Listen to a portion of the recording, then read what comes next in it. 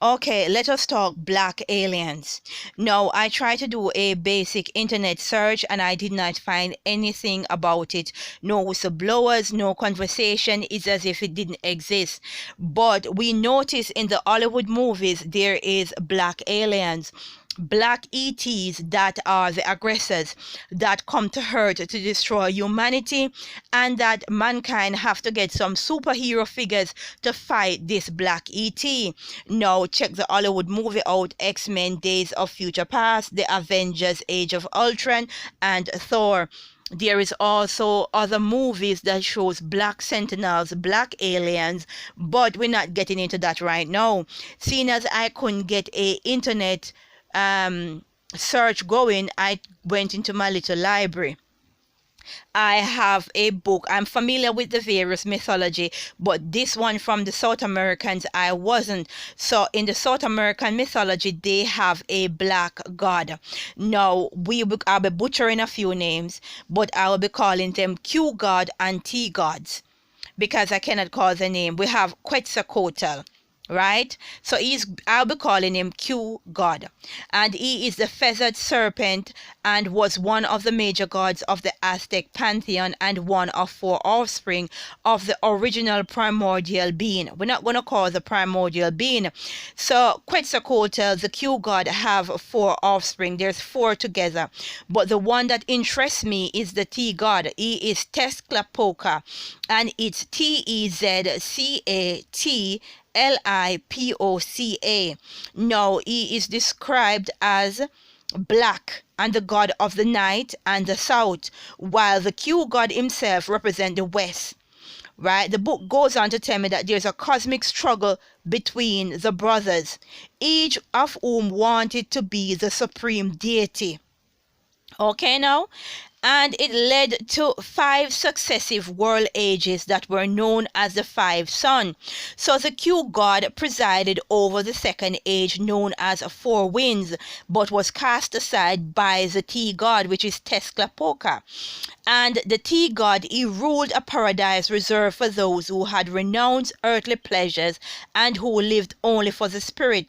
As a creator deity, he descends into the land of the dead and pick up the bones. On his return to earth, he sprinkled them with his blood and created humans. Now, that is interesting. Now, the Quetzalcoatl, the Q god, in the Aztec mythology, he is the good guy and he's a force of good. But in the end, the T god, which is Tezcatlipoca, is the foe and he will triumph over him. Now, with everything, we got to read it with a pinch of salt and pick the sense out of it. So, the Q god, which is the feathered serpent Quetzalcoatl, represent Lucifer, Satan, Gadriel, or whatever names the pervert goes by these days. While the T god represent the lion from the tribe of Judah, Jesus, Yeshua. That is what he represents, and he is a black god from Aztec mythology.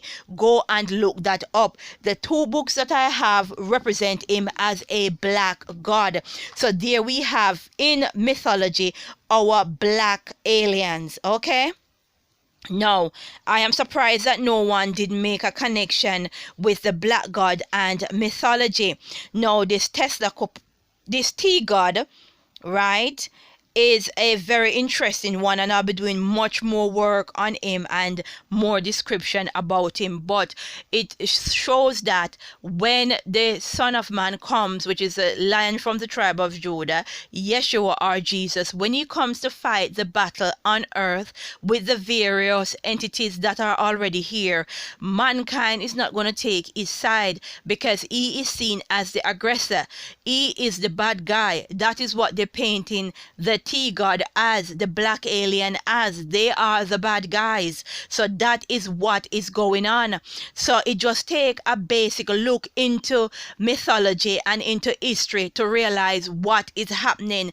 Also with the Chinese, they've got this feathered serpent that was their first emperor, which is another interesting fact. So right then and there, we've identified two cultures that have Lucifer, Gadriel, or whatever name the pervert goes by as the good guy, because in China he is a top priority. No one can be emperor without coming from that bloodline, and we have that in the Aztec as well. And this is mighty interesting, and it just take a brief look at the so-called mythology, which we all know is real. So people, take a look at mythology, the Chinese serpent god and the Aztec serpent god, and that is why the black aliens are tarred as the bad guys. Go and have a look, and we'll continue to pray and say glory be to the Most High in these very troubled and interesting times.